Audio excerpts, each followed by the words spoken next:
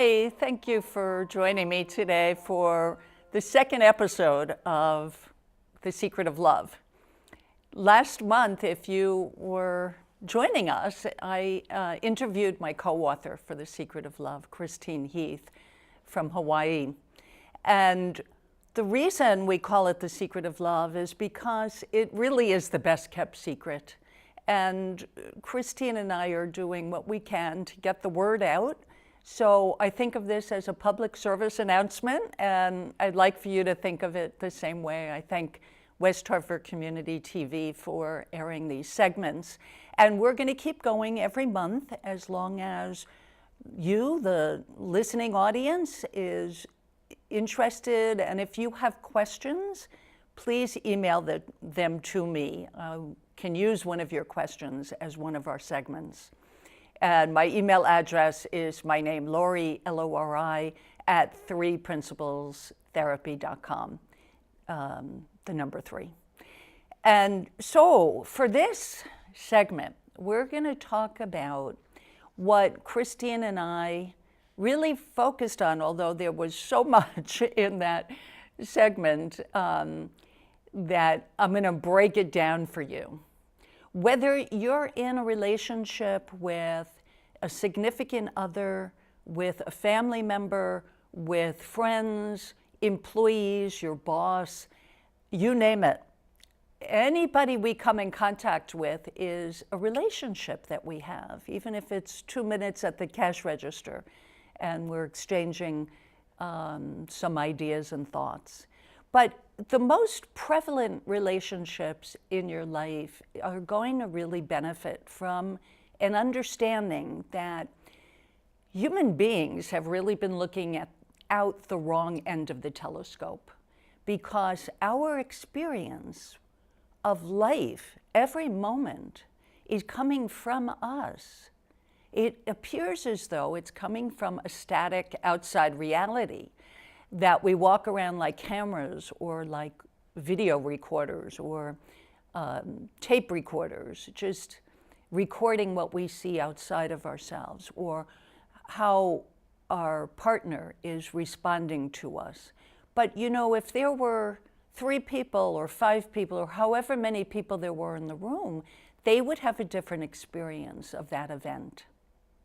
So I want to begin with a direct quote from Sydney Banks, who was our teacher, Christine, myself, and really thousands of other psychologists, psychiatrists, educators, social workers, people from all walks of life, even people in jail, have been exposed to what this man, Sydney Banks, who's no longer alive, but he really recognized in 1973 that we have been reacting to life rather than living life. We walk around reacting to what we think of as life, but it's coming from our own filters, our own conditioned way of seeing life that we're blind to. Other people may recognize it, but we're blind to how we're perceiving things. So let me start out with a direct quote by Sid Banks. Love is a feeling that comes from the energy of all things, from the creation of all life. The feeling already exists within us. It is who we are. Love is a positive feeling.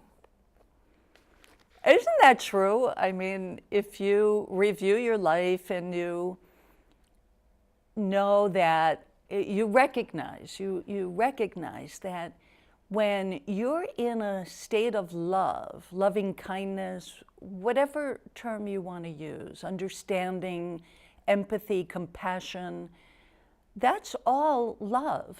That's, you know, it's so simple that we miss it because we're looking for love outside of ourselves. That's what I mean about turning the telescope around.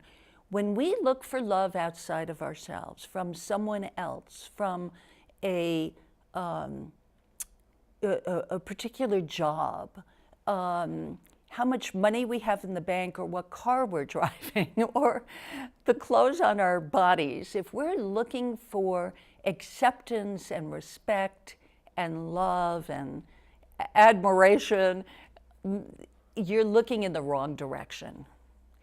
Look within yourself, because the picture can change on a dime. I'll give you a personal experience that I love to walk our local reservoir. If you don't know about it, it's really a gem of West Hartford, the West Hartford Reservoir on Farmington Avenue, Route 4, sort of across from John Dempsey Hospital. That park is magnificent. And I have some friends who walk the park. We'll call each other because we all have offices locally.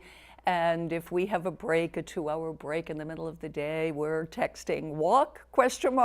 And everybody knows what that refers to, that we want to go to this serene, beautiful place and just chat and take in the beauty. And even if one of us or all of us or both of us are stressed, we step foot in nature and the stress dissolves. It's like we fall in love with our surroundings.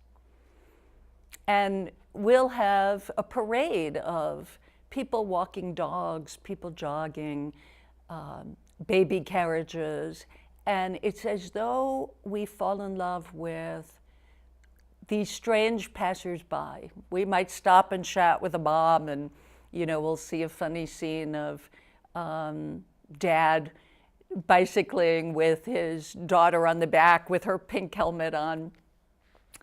And that feeling is the feeling to look for. It doesn't come from someone else. It's coming from my own thoughts about how cute this scene is, or isn't that sweet, dad on his back, on his bike with his daughter on the back of his bicycle. It's coming from my own thoughts. Now, if the person I'm walking with didn't notice that, and they were deep in their own thoughts of something troubling that happened earlier, they're not going to have that feeling. That's the proof. And there's so many other examples to prove. I had a good friend and a colleague of mine who had to be evicted from her home in North Carolina because of the recent hurricanes and flooding. And she got to her friend's house. Actually, it was a new boyfriend in Philadelphia, I think, or somewhere in Pennsylvania. And she quickly realized that this new long-distance relationship was really not what she thought it was. But she had a lovely time nonetheless. She discovered pickleball while she was there, and she realized that she had an insight while she was there that was worth the high cost it was for her to drive her car from North Carolina to Pennsylvania. And she's a massage therapist and a life coach, so she lost her income for a full week. When you're self-employed, a week's worth of income loss, and it's not a planned vacation, can take a toll on someone. But instead, she had really a life-changing experience. She came home realizing that she had a lot of thinking about being too old to be physically active. And she discovered, after a very debilitating physical illness, I won't go into in this episode, but after this debilitating physical illness, where essentially her extremities were paralyzed for 52 hours and left her pretty weak. She's regained use of her extremities, but she discovered she could whip a ball around, she could bend down and pick it up and run and do all these things while she was enjoying a simple pickleball game, that in her mind, she had a bunch of self-limiting beliefs that she couldn't do these things. So she came home and people said to her, "Oh, my, that must have really taken a toll, having to evacuate and not knowing if you'd come back to a home with your belongings." She had a whole different experience because she had different thinking about it. And so that's another example. Now, how does this affect the people who we're closest to, our significant others, and our relationships with partners and significant others? Well, I'm going to cite two examples. There will be many others, but the two that I'm going to speak to during this half hour is how we get into arguments and fighting, and also how we look for gratification and love from people outside of ourselves. And I'm drawing mainly on clients I've had over the course of 30 years. I've been a practicing licensed marriage and family therapist in Connecticut. And I also have an international coaching practice where I can coach people online from as far away as British Columbia. That was the last person I spoke to. Everyone, no matter whether they're sitting in my office in West Hartford, Connecticut, or I'm speaking to them across oceans, comes down to the same problem. The problem always comes from a belief that love comes from another person. So for the person whose spouse is traveling as an airline pilot or as a business person who is on the road, sometimes for weeks and even months, for military personnel who are deployed, their wives are left behind for months at a time. How do they remain in a state of love and able to enjoy their life? Yes, of course, they might have momentary worries and momentary negative thoughts, but when they recognize that that experience, that negative experience is coming from their own thinking, they can take a breath, a sigh of relief. Just realizing that settles us down and calms us down and brings us back to a beautiful feeling that we actually have this relationship no matter how far away they might be. And sometimes they're in the same room and they feel really far away because they're in their thinking and they're having a thought storm of negative thoughts. But when you know that this is what happens to human beings, because we all work the same way. We work according to what we call three basic principles. They are principles. Principles like the principle of gravity is always true for everyone, no matter where you are or who you are on this planet. Gravity will work the same, whether you know how it works or not. Everybody knows if they let go of something in their hand, it's going to fall. Well, we're trying to get the word out so that everybody knows that we can let go of negativity, negative thoughts. It doesn't mean that there aren't things to discuss with our partner. It doesn't mean that we're going to see things the same way. Heavens no. We have different thoughts depending on our background, depending on who we are in this moment, depending on what we're thinking in this moment. Who we are in this moment is always the same. We're always love. We're always a spiritual essence, you might say. But our personal being, our personality in the moment has to do with what we're thinking. Always has to do with what we're thinking. And if you put this to the test, meaning just relax about this, take it under consideration and see what pops up for you over the course of this next month before we have this chat again. We're halfway through this half hour, and so I want to move along to the other aspect that I spoke of, the other aspect that people get in trouble over, not just getting into arguments and fighting, which is a common reason that people come to Christine and my office and other marriage and family therapy offices, to what they come in saying to help with their communication. Well, really, Chris and I said this last month on the first segment, that really the problem is listening. It's not communication, it's listening to the speaker. If you can listen to the person speaking, no matter how close they are to you, no matter how angry and upset they are, even if they're pointing fingers at you as the source, if you have this knowing that it's just their state of mind in the moment, you won't enter into an argument. There's no need to defend yourself then. There's no need to jump in the fray of one ego fighting another ego. There's just listening, because you have compassion. You've been there. We've all been in that angry, upset state of mind. Who hasn't? And no matter how much I've been around this since 1985, and I teach it, and I talk it, and I sleep it, and I live it, I still have my moments of upset and anger. I'm a human being. I'll catch myself a lot quicker. I don't have to keep it going. I know better than to fuel it.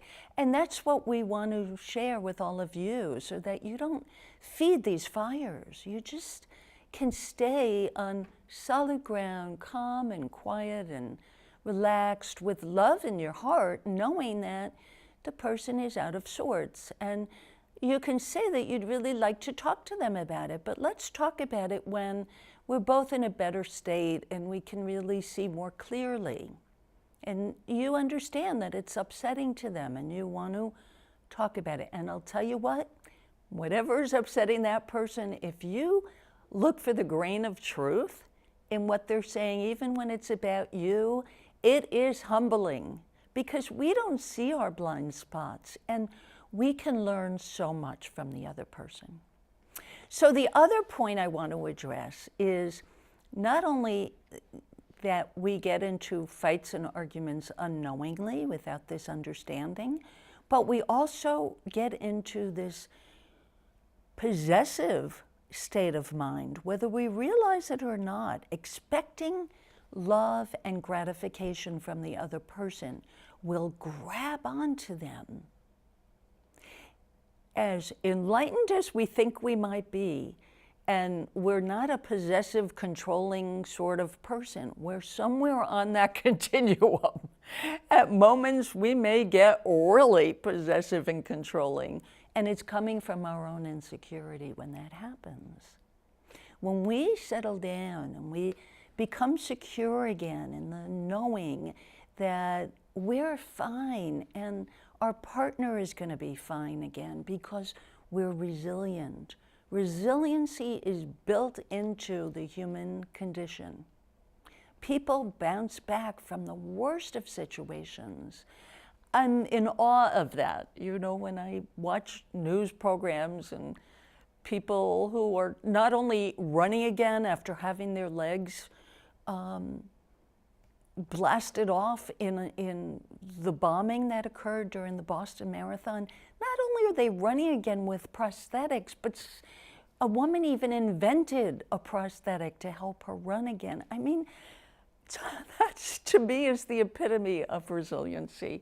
I don't know how that's possible, but it is. We see proof of it all the time. So surely we can bounce back from petty little arguments. How often my couples come to me a week after an argument and they say it was the worst argument they ever have, and neither of them can remember really what kicked it off, what started it.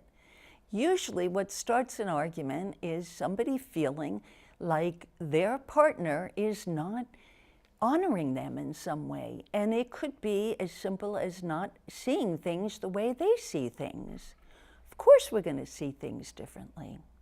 That's going to be another episode in itself where I'll speak to the fact of separate realities. We all walk around living in our own little reality bubble, thinking everybody has to be seeing it the same way, and the other person must be crazy if they don't see it the way we see it. But that is absolutely not true. It's a fallacy. It's a myth that we've bought into. So my job, as I see it, is to help you see another side of things so that you don't have to go through life carrying the baggage of your own myths. And they're myths that are perpetuated by society in many ways. So you want to step back and have another look at where life is really coming from. It's coming from within you.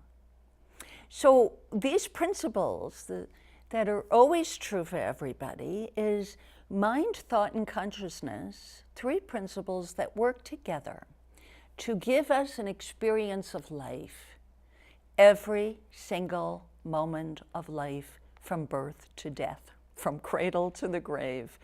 Our experience is our formation of formless energy, neutral formless energy that comes through our ability to think.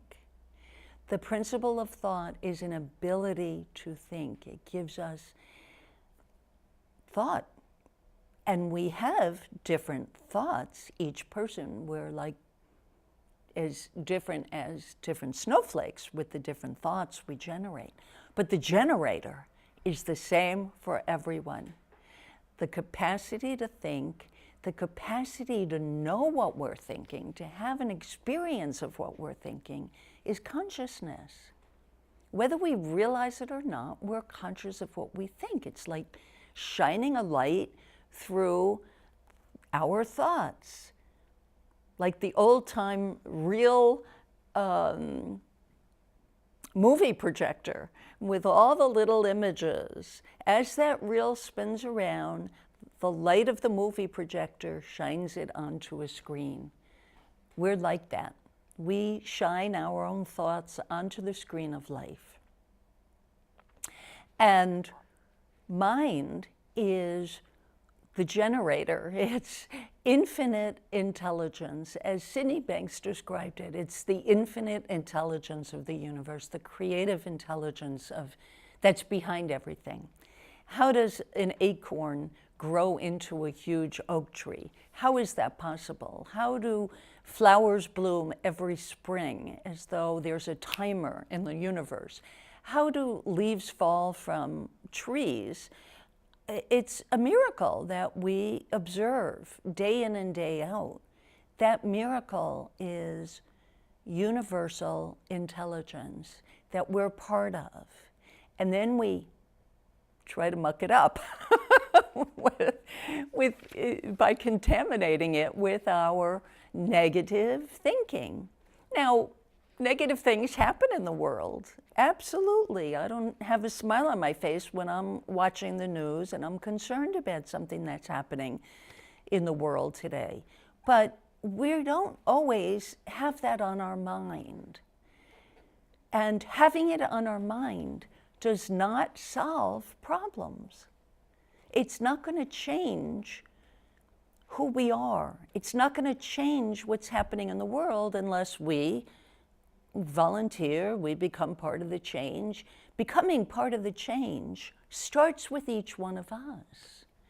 To see how we can live in a state of love and understanding more often. That's the challenge I want to put to everyone listening to this. And if you can share this segment with your friends and ask them to tune in with us. In fact, I invite anyone to come join me in the studio. We can talk together, have a conversation. That would be lovely. And again, contact me through my email address. And I want to leave off with a thought for you to reflect on in this next month.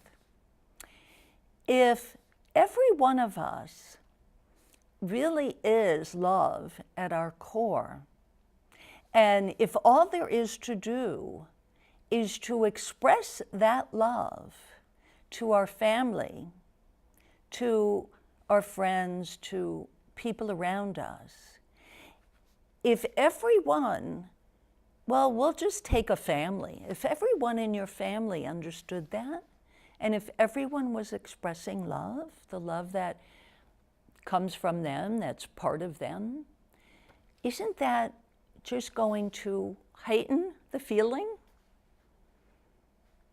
It's a question for you to reflect upon and consider and check it out. I have a little book out for tweens, preteens, and actually there are some adults reading it as well. It's called The Inside Out World. It's an Inside Out World, and it's on Amazon. The premise of it is two young girls having a conversation where they do a life experiment, like an experiment in a laboratory. They look at life as though it's their personal laboratory, and every evening they have a conversation about what they discovered as they go through their life, and they recognize that what they're experiencing, even if it's another student who is teasing them or bullying them or what have you, that it's what matters is how they think about it, not the event, not what's happening, because the event and what's happening is the result of how the other person is thinking in that moment. Their action is coming from them. But we, as the observer of life, we can come from the most positive behaviors when we let our thinking settle down, when we allow ourselves to just relax into a feeling of loving kindness and compassion and understanding. And that's true even for the person who's bullying you. I've witnessed that on several occasions, in fact, where a student is being bullied and, they might come back with even a humorous comment. I had a friend growing up who would say, well, thank you, that's a compliment where I come from. And that was a little joke we had between us. So again, I'm going to leave you with this quote from Sydney Banks. It's kind of a bookend on either end of this segment. Love is a feeling that comes from the energy of all things, from the creation of all life. The feeling already exists within us. It is who we are. Love is a positive feeling. Sydney Banks. Thank you for joining me, and I hope you'll join me next month.